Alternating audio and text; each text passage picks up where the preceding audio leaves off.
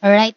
So here, the hydraulic conductivity or the porosity can be proportional to hydraulic conductivity.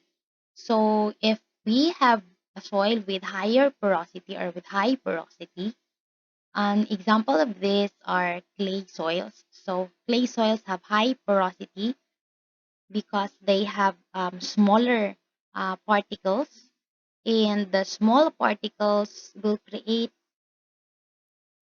smaller will create pore spaces between each of the particles, and thus mas madami yung pore spaces ni um, volume of the percentage volume of the empty spaces ni clay soils.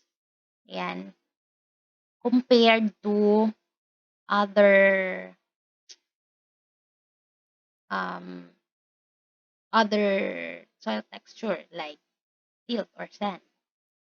So in that case, the hydraulic conductivity will be affected. And since the porosity is high, then most probably your hydraulic conductivity will be lesser or mas mababa siya. Yan. Mas mabagal siya. Whereas if mababa yung porosity, so that would mean mas malalaki kung malalaki yung yung soil particles, then mas malalaki din yung space in between soil particles. So mas kokonti yung pore spaces. Then mas tataas yung hydraulic conductivity in that case. Alright? So we have here the Darcy's law. So the Darcy's law is an equation that describes the flow of fluid within the porous medium, and this is formulated by Henry Darcy, wherein its formula is Q is equals to Ka multiplied by rho B minus rho A all over mu times L. So if we have here a porous media, ito yung kanyang length. This is the cross-sectional area. So you have a pressure drop here at B and pressure drop at A. So this is the discharge going there. That is Q, and its unit of volume is cubic meters per second. K is the intrinsic permeability of the medium, and that is in terms of meters, square meters. Cross-sectional area to flow is in square meters. The total pressure drop is rho B minus rho A. That's in Pascal.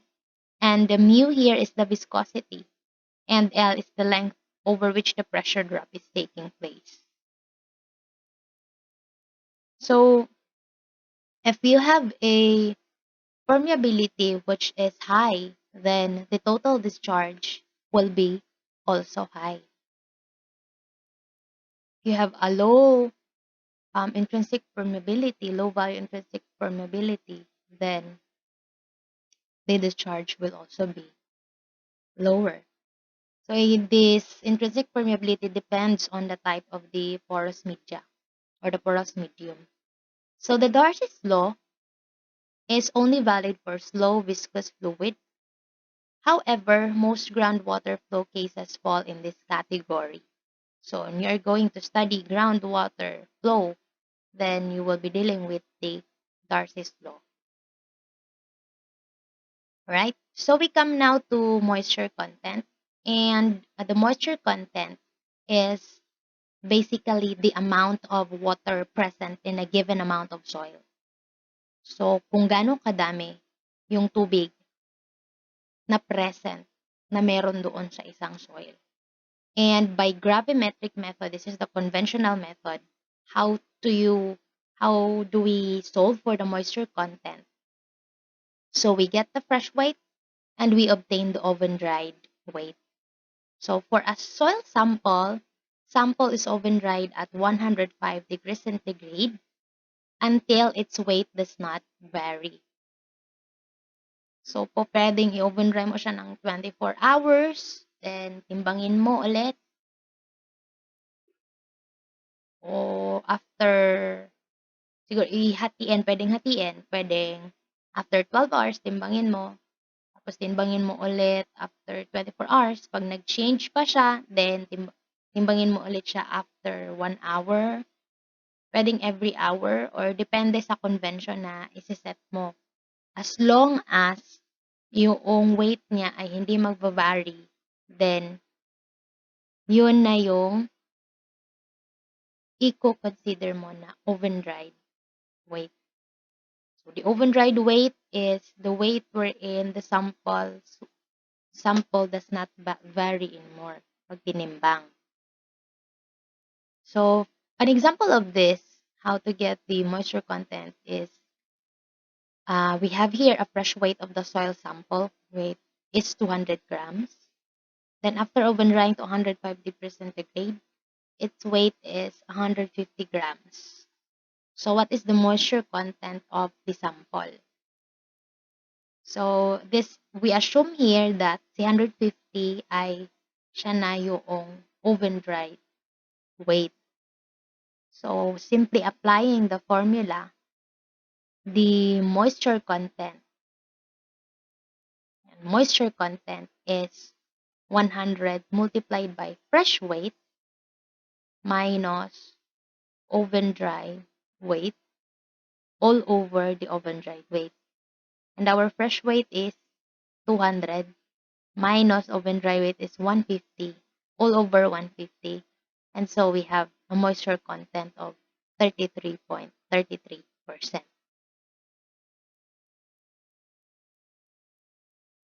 Okay? So it's that simple getting the moisture content of the soil sample. So what is now the movement of water? So we have been introduced that water is a three-phase system, and portion of the void is occupied by, the soil is a three-phase system, and the portion of the soil is occupied by water. And the water is also moving when applied to soil. So we have here some terms with definitions, and the first one is the infiltration. So the infiltration is the movement of water from precipitation or irrigation into the soil. So ito yung pagpasok ng tubig mula sa ulan or mula sa irigasyon papunta, pagpasok niya doon sa mismong soil. So from the outside source or from water input, yan, nilagyan mo ng water, the process na pumasok yung water doon sa soil is yun yung infiltration. Kung gaano kabilis pumasok yung water doon sa soil, that is the infiltration rate. On the other hand, si percolation, it is the downward movement of water after it has entered into the soil surface. Nung nakapasok na yung water sa soil surface, then, yung ma-observe natin kapag tayo ay nagdidilig, iba may tumutulo, yan. So, yung tumutulo na water, yun yung percolation. So, it's the movement of water within the soil profile. It's the downward movement of water into the soil surface or dun sa soil profile. So, it's the movement of water through the soil and out of the root zone, particularly. So, kapag yung tubig ay sobra ang supply, yan, at inilagay natin doon sa soil, ang movement niya is downward. So, Ibig sabihin nito, kapag out of the root zone na, down, it's down, down doon sa root zone. Yan, sobra-sobra na yung tubig na ini-a-apply mo. And talking about excess water, we have here runoff. So, the water that run across the soil surface to a stream, marsh, or a lake. So, this is now the runoff. Kapag sobra na yung hindi na kayang i-absorb ng soil yung water, mas nagiging mataas yung water input kaysa sa kanyang infiltration or infiltration rate, then nagkakaroon na ng runoff. Right? So, yung runoff, yun yung pagbaha. O kaya, meron yung presence ng mga streams or mga rivers or marsh or lake. So, that's below, actually, that's below the, uh, more than yung supply ng water compared sa infiltration rate. Alright? So, next is yung seepage. If the percolation is the downward movement, the seepage is the sideward movement of the water within the soil.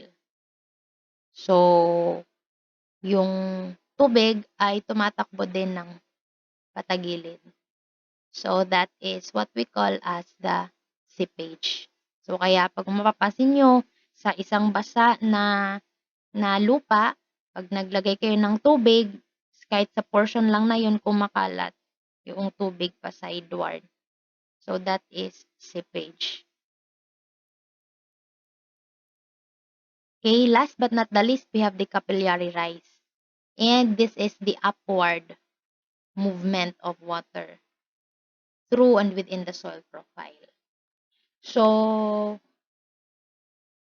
kung yung water ay hindi na mas drier, mas dry yung mas dry yung soil sa itaas na profile.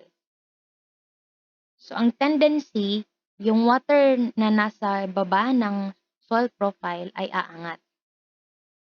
And that is what we call as the capillary rise. So, it's the upward movement of water within the soil. Okay? So, on the other hand, yan, when we talking about the movement of water in the soil, meron din tayong tinatawag na evapotranspiration. So, evapotranspiration or ET,